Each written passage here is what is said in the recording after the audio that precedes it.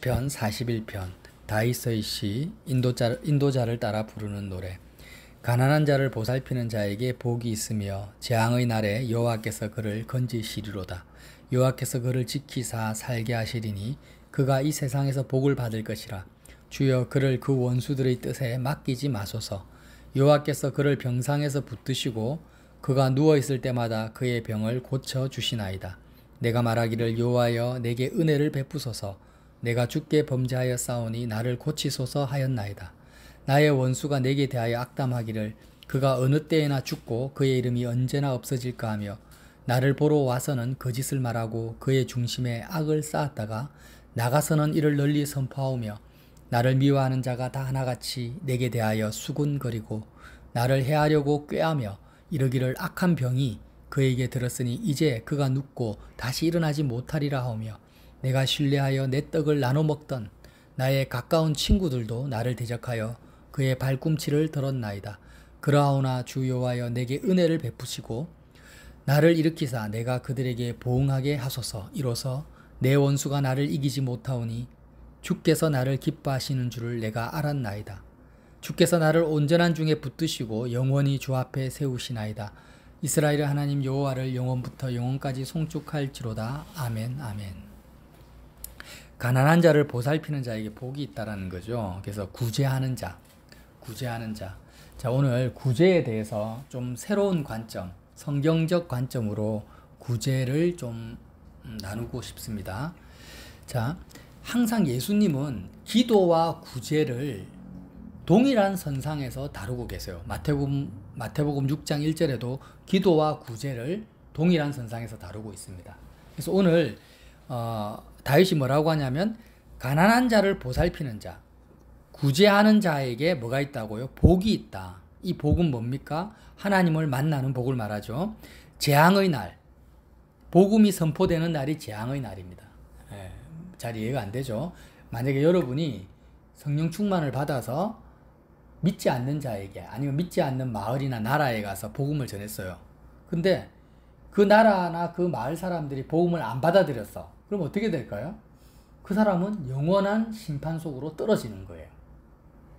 그러니까 복음을 받아들이면, 복음이 선포될 때 복음을 받아들이면 그는 구원의 날이 되고 그 사람에게는 복음을 받아들이지 않으면 재앙의 날이 되는 것입니다. 근데 누가 복음을 받아들이느냐? 구제하는 사람이 복음을 받아들인다. 그런 말씀과 같은 거예요. 성경에 이런 인물이, 대표적인 인물이 고넬료입니다. 사도행전 10장을 한번 보세요. 사도행전 10장.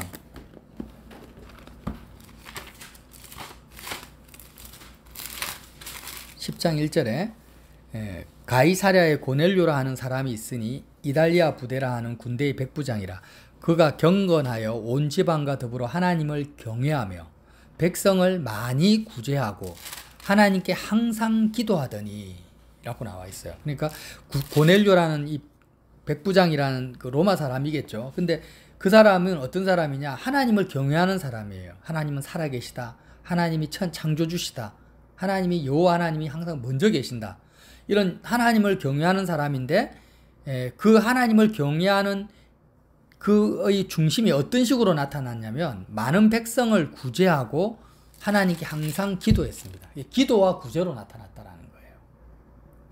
기도라는 것은 하나님을 찾고 구하는 거잖아요. 응? 그러니까 하나님을 찾고 구한다라는 것을 기도로 합니다.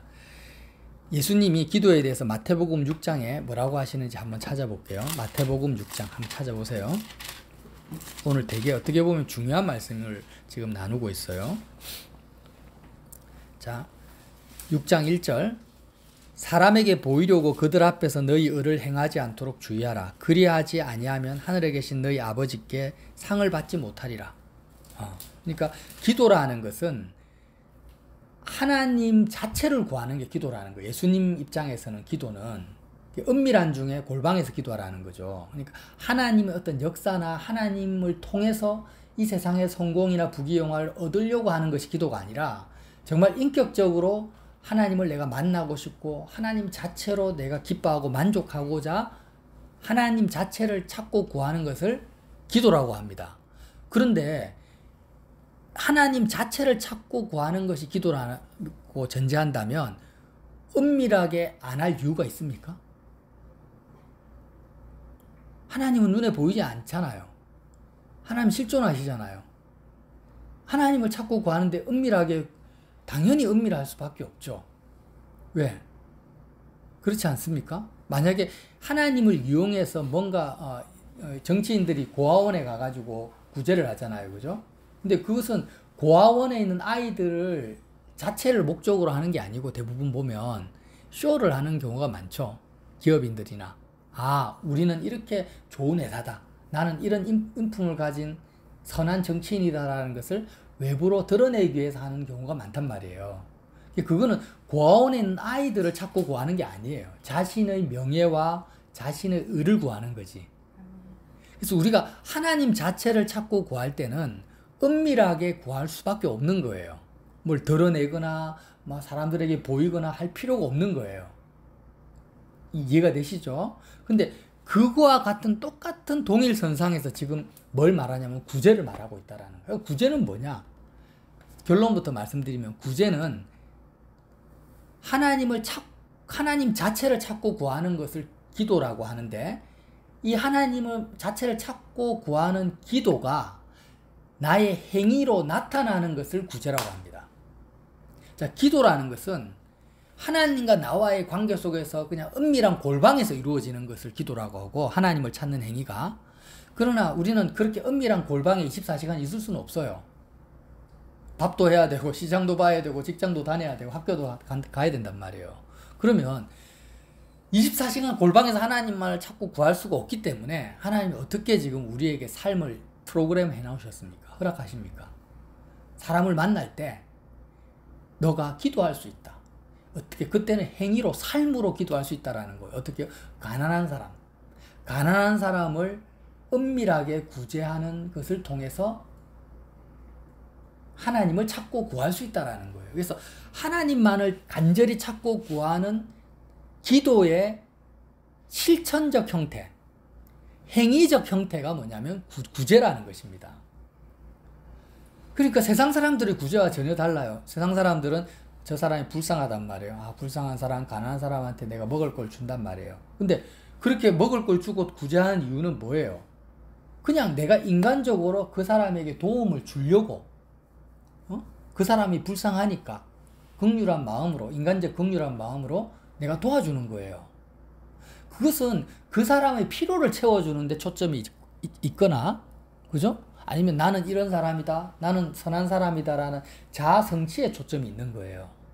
그러나 성경에서 말하는 은밀한 구제의 목적은 뭐냐면 내 오른손이 하는 것을 왼손이 모르게 하라는 거예요. 다시 마태복음 6장을 한번 이제 조금 더 상세하게 이제 봅시다. 6장 2절.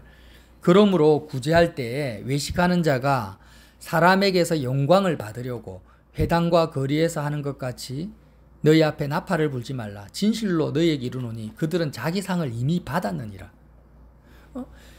회당과 거리에서 불쌍한 사람들 대놓고 막 나는 이런 사람이다 하면서 자기의 의와 선을 드러내는 그런 구제들은 구제의 목적 자체가 하나님을 찾고 구하는 구제가 아니기 때문에 이미 자기 상을 받았다라는 것입니다.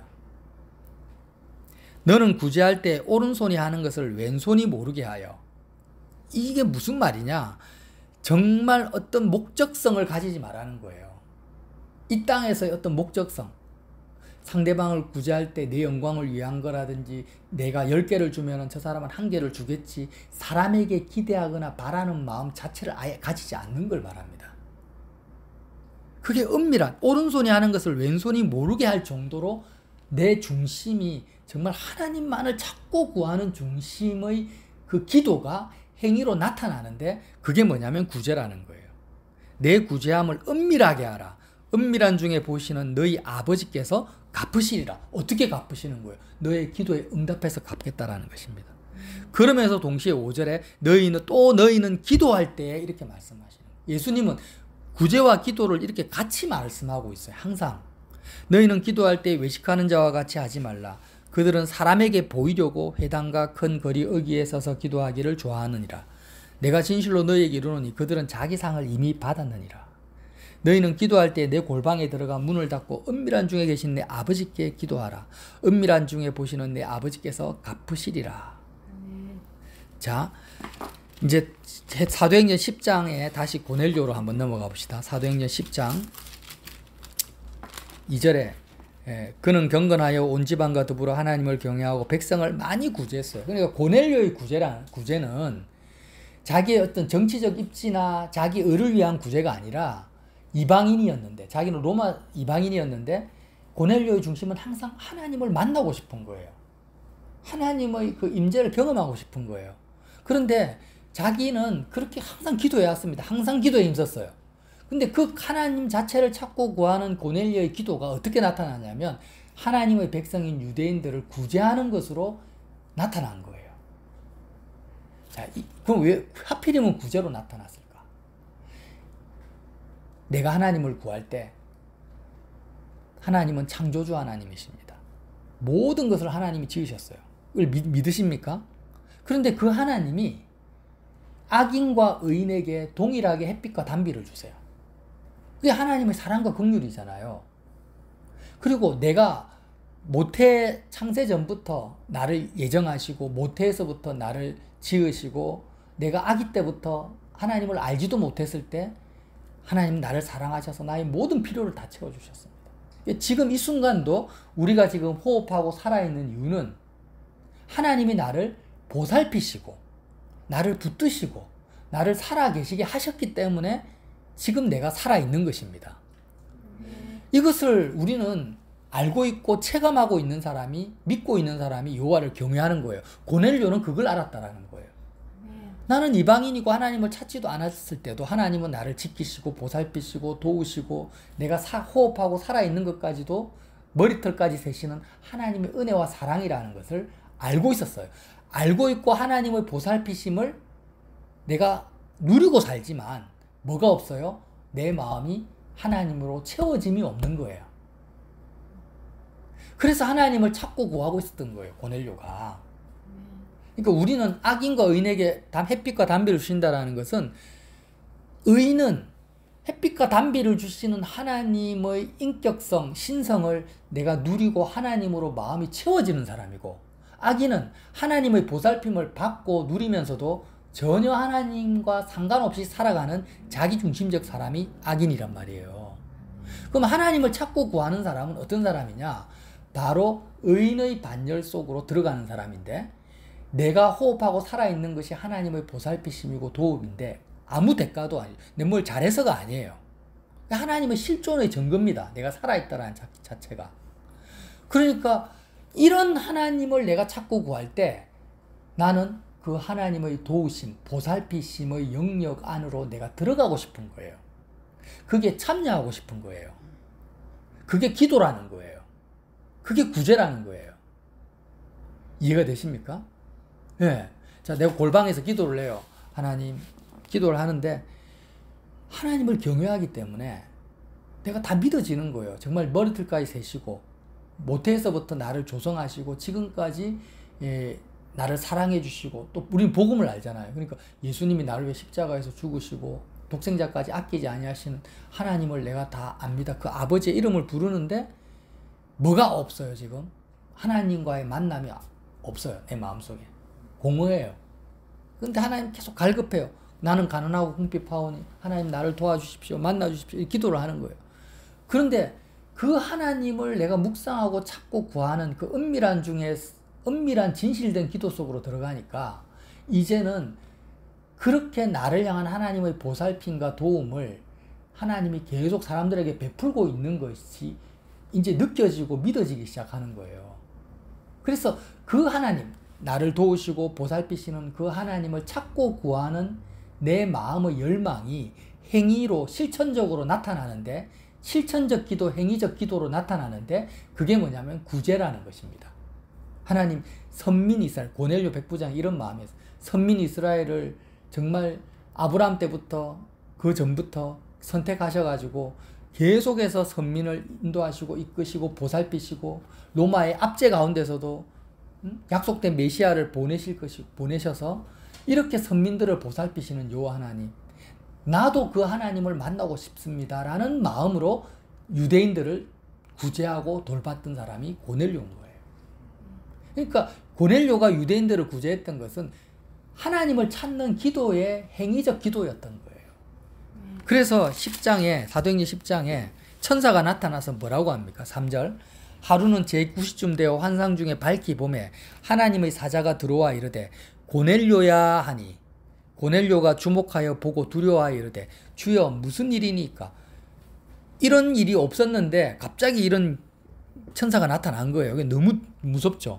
천사가 이르되 내 기도와 구제가 하나님 앞에 상달되어 기억하신 바가 되었으니 꼭 기억하십시오. 천사가 뭐라고 합니까? 내 기도와 구제가 은밀한 중에 골방에서 하나님을 찾고 구하는 너의 기도와 그 기도가 행위로 삶으로 나타난 그 행위적 기도, 그 구제가 하나님 앞에 상달되어 기억하신 바가 되었으니 내가 지금 사람들을 욥바로 보내어 베드로라 하는 시몬을 청하라. 나중에 어떻게 됩니까? 베드로를 통해서 복음을 받아들이고 고넬료와 그의 모든 집안 사람들이 성령 충만함을 입어 방언을 하게 됩니다. 집안 모든 사람들이 복을 받아요. 그러니까 고넬료가 진리의 길을 쫓아갔고 그 진리의 길을 쫓아가는 고넬료의 그 기도에 응답하셔서 나타난 것입니다. 그런 관점에서 시편 41편을 보자라는 거예요. 그래서 가난한 자를 보살피는 자에게 복이 있고 재앙의 날에 여호와께서 그를 건지시리로다. 왜? 그는 진리의 길을 쫓아가니까. 여호와께서 그를 지키사 살게 하시리니 그가 이 세상에서 복을 받을 것이라. 주여 그를 그의 원수들의 뜻에 맡기지 마소서. 자, 5절에 나의 원수가 내게 대하여 악담을 하니 그가 어느 때에 죽고 그의 이름이 언제 없어질까 하며. 그래서 5절부터 10절까지는 원수가 얼마나 다윗을 험담하고 공격하고 거짓말을 말하고 수군거리고 저주하는지를 말하고 있습니다. 갑자기 이해가 안 되죠. 가난한 자를 보살피는 자에게 복이 있다고 하더니 갑자기 원수가 막 이렇게 괴롭힙니다. 주님 원수를 어떻게 해주십시오. 이렇게 기도하니까. 이게 뭐냐면 나뉜다라는 거예요. 나눠버립니다. 하나님만을 찾고 구하는 사람과 하나님을 이용해서 세상을 구하는 사람이 이렇게 물과 기름이 섞일 수 없는 것처럼 원수적 관계로 나뉘어버립니다. 여러분이 우리가 진정으로 하나님 자체를 찾고 구하면 이런 진리의 길로 들어서게 되면은 어떤 일이 벌어지냐면은 자, 사람들은 구제를 하거나 관계를 맺을 때 어떤 목적성을 가집니까? 자기 중심이에요. 어떤 사람과의 관계를 맺을 때 저 사람이 나에게 어떤 유익을 주나 서로 타협하지 않으면 같은 길을 갈 수가 없어요. 서로 타협하고 서로 간에 이렇게 뭔가 코드를 맞춰가야 되는 거예요. 협상하고. 그런데 하나님만을 구하고 찾는 사람과는 그런 협상과 타협이 이루어집니까? 안 이루어집니까? 안 이루어진다라는 거예요. 그러니까 가장 가까이 있는 사람들도 결국에는 원수가 된다라는 거죠. 복음 앞에서는 타협이 없는 거예요. 이런 것은 경험으로만 알 수가 있죠. 그러니까 지금 겉으로는 기도와 구제를 말하고 있는 것 같지만 실제로는 다윗이 말하고 싶은 것이 뭐냐면은 좁은 길, 생명의 길, 진리의 길, 하나님만을 찾고 구하는 길을 너희가 갈 때 반드시 어떤 일을 당한다? 핍박과 환난에 직면하게 되는데 하나님을 이용하고 자기 유익을 위해서 기도하고 구제하는 바리새인과 같은 사람들로부터 핍박과 환난을 당하고 온갖 욕을 당하고 모욕을 당하고 박해를 당한다라는 거예요. 그런 상황 속에서 드리는 기도가 뭐냐면 시편 41편이다. 그런 상황 속에서 얼마나 다윗을 공격하는지. 자, 이제 말씀을 마치겠어요. 오늘 한 가지만 꼭 기억합시다. 저도 구제에 대해서 이렇게 깊이 생각을 잘 못 해봤어요. 근데 오늘 41편 말씀을 듣고 이제 좀 더 새로운 관점으로 명확한 관점으로 알겠는 거예요. 아, 그렇구나. 제 자신의 삶을 돌아봐도 언제 제가 핍박과 환난을 당했는가? 정말 하나님만을 구할 때 그때 고넬료와 같은 중심으로 하나님만을 구할 때 뭐가 들리기 시작하냐면은 고넬료가 베드로를 만난 것처럼 진짜 복음과 가짜 복음이 분별되어서 들리기 시작하는 거예요. 정말 하나님만 자체만을 구할 때 진짜 복음과 가짜 복음이 분별되기 시작하는 거예요. 그러면 그렇게 진짜 복음을 내가 만나서 하나님을 맛보고 십자가 복음을 내가 받아들이게 되면은 이제부터 내 눈에 보이는 것이 어떤 보이냐? 거짓에 속아서 살아가는 불쌍한 영혼들이 보이기 시작합니다. 내가 복음을 진짜 받아들이게 되면. 그렇게 그 불쌍한 영혼들에게 복음을 전하는 것이 뭐예요? 1차적인 구제입니다. 1차적인 구제예요. 그렇게 복음을 전하고 그들을 돕고 내 형제로 끌어안게 되면은 오히려 도움을 받는 사람도 원수가 될 수가 있고, 또 그렇게 하는 사람들, 진짜 복음이 아니라 가짜 복음을 가지고 있는 사람들은 나를, 진짜 복음을 가진 사람 핍박하게 되는데, 왜 그러냐면 자기의 거짓이 드러나거든요. 여태까지 해왔던 종교성이 드러나게 되고 자신의 허물과 죄가 드러나기 때문에 상대방, 진리를 가진 사람을 인정하게 되면 상대적으로 나는 뭐가 돼요? 거짓말장애가 되고 회개해야 될 자가, 내가 여태까지 했던 모든 바벨탑이 다 무너지기 때문에 결국 핍박과 박해를 받게 된다라는 거예요. 그래서 진실한 기도와 구제를 하는 사람은 거짓된 기도와 구제를 하는 사람들의 과의 원수관계가 됩니다. 오늘 다윗이 11절에 내 원수가 나를 이기지 못하오니 주께서 나를 기뻐하시는 줄을 내가 알았나이다. 10절에 주 여호와여 내게 은혜를 베푸사 나를 일으키사 내가 그들에게 보응하게 하소서. 무슨 말이에요? 이렇게 핍박과 환난을 받을 때 다윗은 어떤 무력이나 같이 악담을 하거나 똑같은 방법으로 원수를 공격하지 않고 역시 은밀하게 골방에 들어가서 하나님만을 구하면서 하나님 나에게 은혜를 베풀어 주십시오. 하나님이 일으켜주지 않으면 나는 일어날 수가 없고 하나님이 나를 살려주지 않으면 나는 살 수가 없습니다라고 하나님께 지금 간절히 기도하고 있는 내용이에요. 그러니까 보통 보면은요, 인간적으로 할 수 있는 거, 법적인 모든 대응 방침, 인간적인 모든 것을 다 해놓고 나서 하나님 억울합니다 이렇게 하는 게 아니에요. 다윗은 인간적으로는 아무것도, 그냥 무능력자, 무기력한 자, 아무런 대응도 하지 않습니다. 오직 하나님께 나와서 은밀하게 하나님 은혜를 베풀어 주십시오. 하나님 나를 일으켜 주십시오. 하나님이 보응해 주십시오. 하나님이 나를 살려주시면 나를 통해서 이 보응이라는 것은 뭐냐면 하나님의 진리가 맞다라는 것을 드러나게 증명시켜 달라는 거예요. 원수가 비방하고 공격하는 대로 내가 망해버리고 내가 실패해버리면 내가 틀렸다라고 사람들이 말하니까, 그럼 진리가 틀렸다라고 되는 거니까 주님 그렇게 하지 마시고 나를 살려주시고 일으켜주셔서 내가 가지고 있는 진리가 참으로 맞다라는 것을 나를 통해서 증거해 달라는 것이 나를 통해 원수를 보응해 달라는 기도라는 것입니다. 네. 자, 우리 한번 이제, 저는 그렇게 생각해요. 저와 여러분이 이제 계속 복음을 듣고 말하다 보니까 하나님을 찾고 구하는 것이 이제 어느 정도 된다. 세상을 구하지 않고 정말 하나님을 구하는 중심과 믿음을 우리가 어느 정도 이제 가지고 있다라고 봐요. 그러면 이제 그것이 좀 더 강력하게 하나님이 응답하실 수 있도록 행위적 기도로 나아가자라는 거예요. 실천적 기도로 나아가자라는 거예요. 어떻게 해요? 내가 지금 너무 힘들어요. 내가 너무 갈급해요. 내 영이. 그러면 그렇게 갈급하고 나보다 더 어려운 사람들을 향해서 뭔가를 내가 하자 이런 게 아니라 하나님을 구하는 그 중심, 하나님만을 찾고 구하는 그 중심이 관계성 가운데서 기도로 확대되자. 제 말은 구제하자, 도와야 된다, 그게 옳은 거다 이걸 말하는 게 아닙니다. 골방에서 하나님만을 간절히 찾는 그 기도가 실천적으로 행위적으로 드러날 때 강력한 기도가 된다라는 것입니다. 하나님이 나에게 응답하지 않으면 견딜 수 없는 기도가 된다라는 거예요. 예. 자, 나를 향한 하나님의 사랑과 긍휼은 나한테만 임합니까? 아니잖아요. 모든 사람에게 하나님의 사랑과 긍휼이 임하고 있어요. 그러니까 그것을 내가 하나님의 중심과 마음을 캐치해가지고 하나님, 내가 이 사람을 오른손이 하는 걸 왼손이 모르게 내가 지금 돕습니다.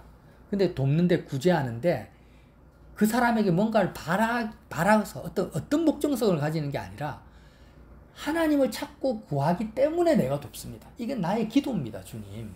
나를 만나 주십시오, 주님.